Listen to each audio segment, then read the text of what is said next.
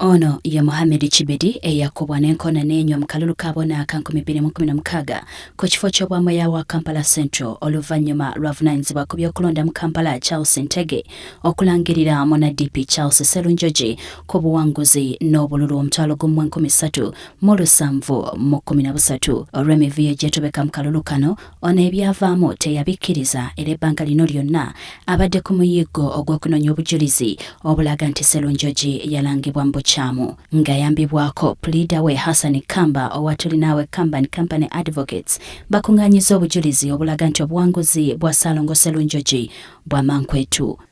Olw'ensonga eyo ne video gye nalaba tuyinza okubanga tetumunenya kyamaanyi kiri awo naye nga yakola ensobi. It is apparent era ne Electoral Commission it was put to them kyabalagwa ne baga nti mutulaze tugirabye naye tetulina kyakola kati kooti yesigalidde n'obuyinza kuba okulonda kubeera mu phases. It is one way.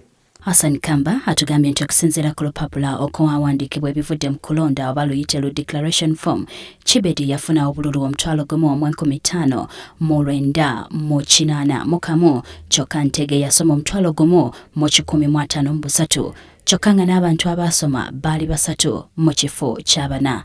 It is a forgery and fraudulent. First of all, there were 4 candidates vying for chairperson Kampala Central. However, you see that Muhammad Amma, Muhammad Amma's results are not reflected.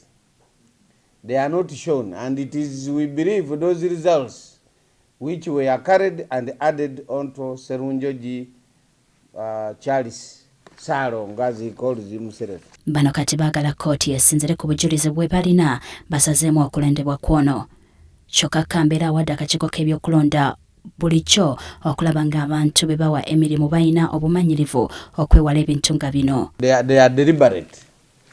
Corruption bibeera nga bireetebwa bukenuzi oba obunafu bwa official ababeera baweereddwa omulimu nga gubasinga obunene.